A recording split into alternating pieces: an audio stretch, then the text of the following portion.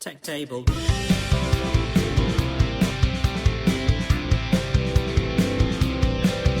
Table.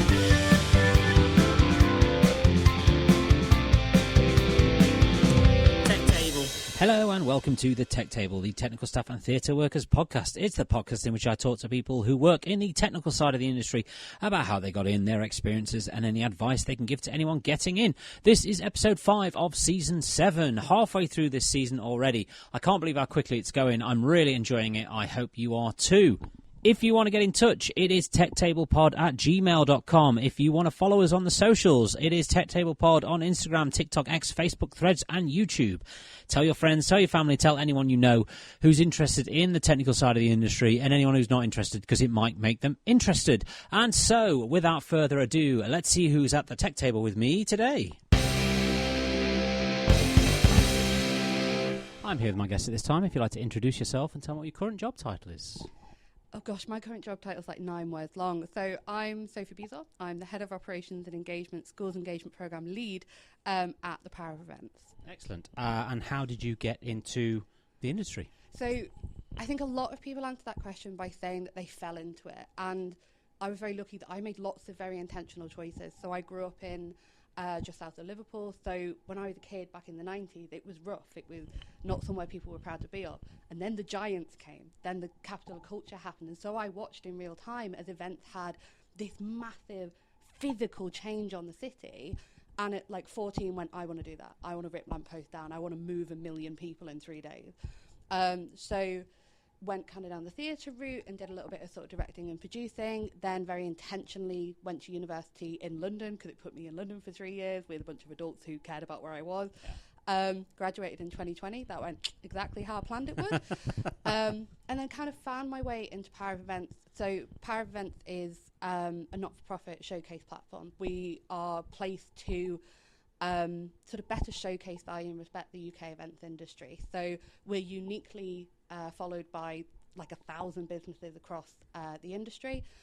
We defined the industry for the first time ever, so there's 7 sectors. We have a website that's fully open. We'll never ask you to log in. That's got so much information. All of the companies are reflected on there. And the sort of part of the company that is my baby is the schools program. So about 18 months ago, we launched a schools program into school. In the 2024-2025 academic year, we reached 106,000 young people. So it's gone quite well. That's good, yeah. So, so the kind of bread and butter day in, day out, which none of us have a day in, day out, is running that program, is talking to schools, and often at the start of the call they go, oh, none of our kids are going to be interested in events, and by the end they think every single one of their kids is going to want to come and join our industry. So It's really, really rewarding work. Excellent. So going back to your college, university, came to London to university. What did you study at university? So I studied tourism and event management at Westminster. So you specifically decided you wanted to do event management? Absolutely. Okay, and what was your first event that you did out of uni? So I was fortunate enough to do events during uni. So I was very, very lucky to be a young white British woman in London. So I had a huge amount of privilege in that, and just sort of swaggered about the place with an audacity that scares me a little bit now.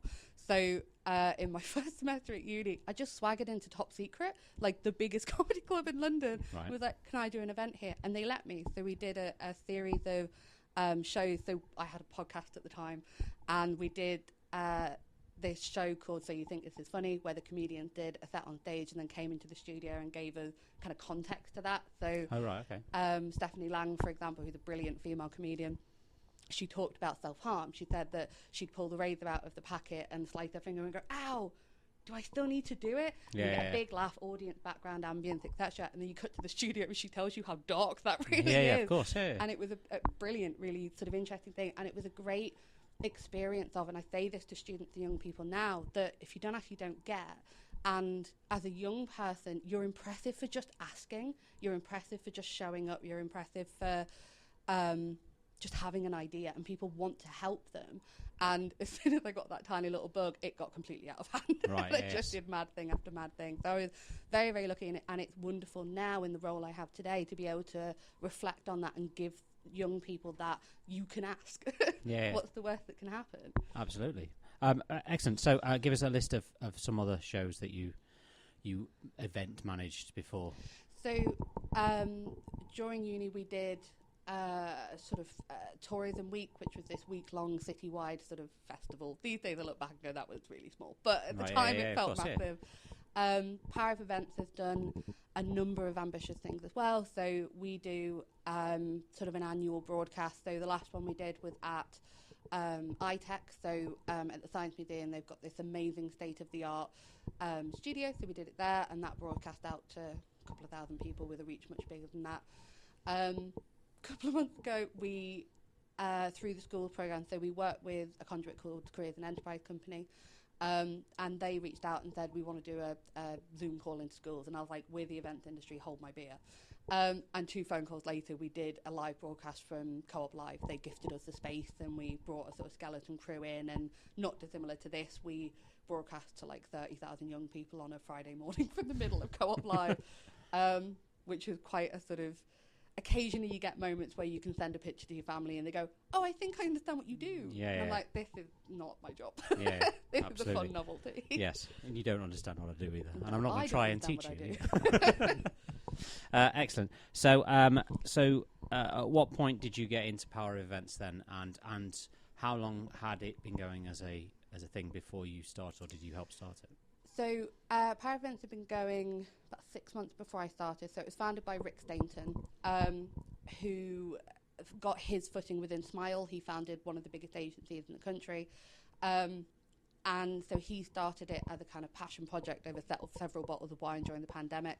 And I got involved, right place, right time. I did an interview for it. I didn't apply for a job listing. I met Rick through someone else and went, I think I could help. And lo and behold, now I'm like second in command. So excellent. Networking is excellent. Yeah. But yeah, so the team has kind of grown exponentially since then. So it was kind of 3 of us initially, and we're now like 9 people. So it's been really exciting. And that was back in kind of 2022. So I've been involved kind of 2-3 years. Excellent. So being a woman in the industry, I mean, I don't know how the events industry works compared to sort of the theatre industry, but have you ever come across any issues, any sexism, anything like that happening within that industry at all? Yes and no.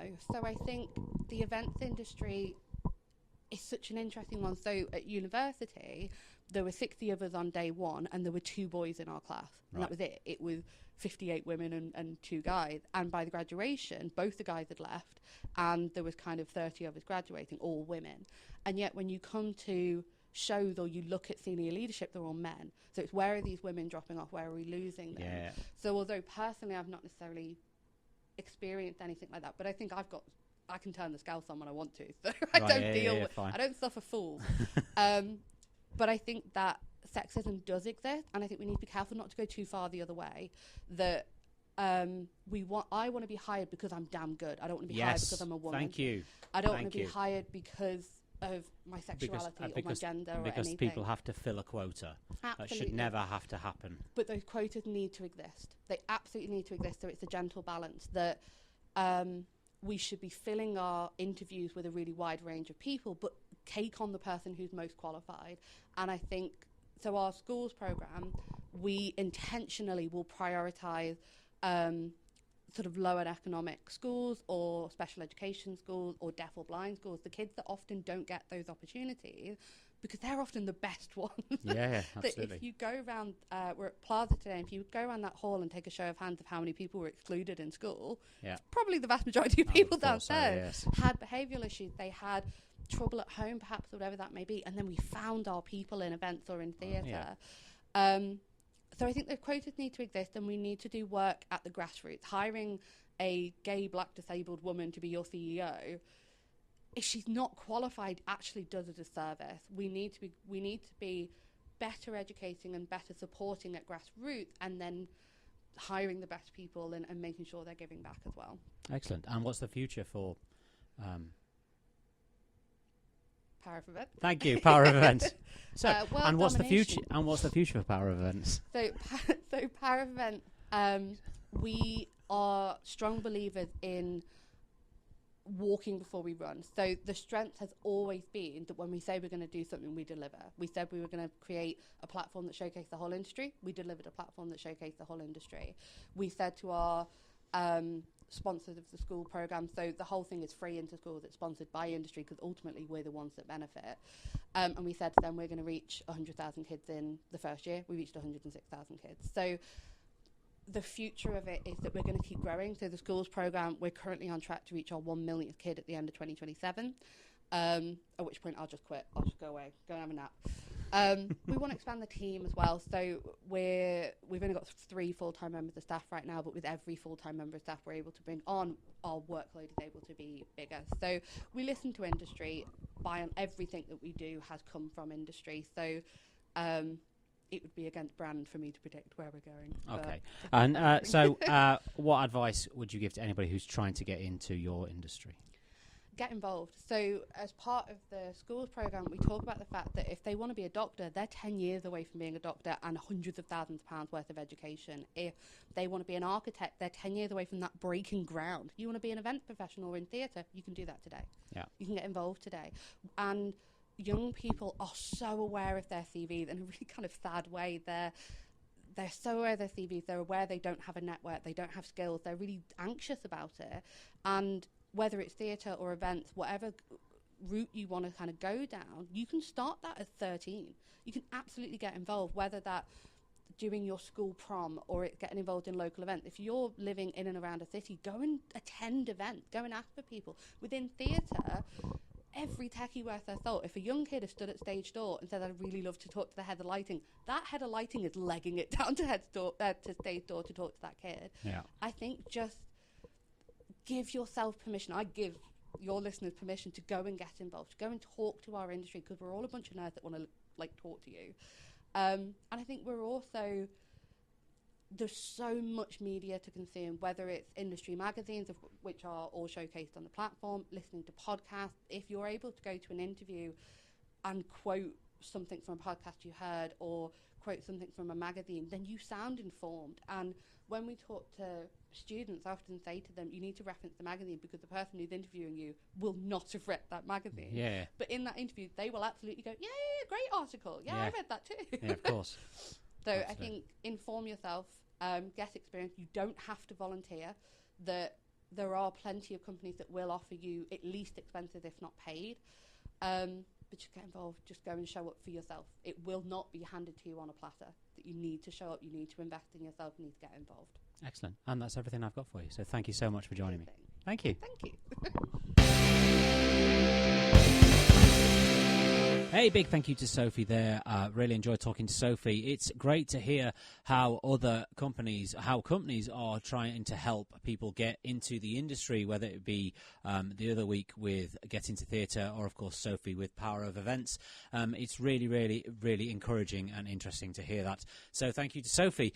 And thank you to you for listening. If you want to give us a shout on the email, it is techtablepod@gmail.com. If you want to follow us on the socials, it is techtablepod on Instagram, TikTok, X, Facebook, Threads, and YouTube. Tell your friends, tell your family, tell everyone you know who's interested in the technical side of the industry, and anyone who's not interested, because it might make them interested. I can't believe how quickly this season is going. A huge, huge thank you to the Tech Table team. That is Mig, G, Jade, Nathan, and Flynn. Really, really thankful to them for helping me with this, and really happy that it's going the way it's going. And thank you to you. We have reached over 50,000 listens of the Tech Table podcast. So long may it continue. Spread the word. Let's get this out there to as many people as possible.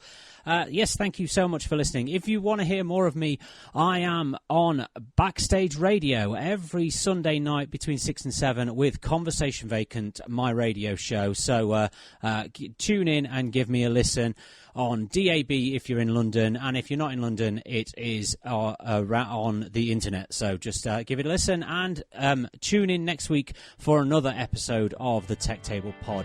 And until then, I shall see you all next week.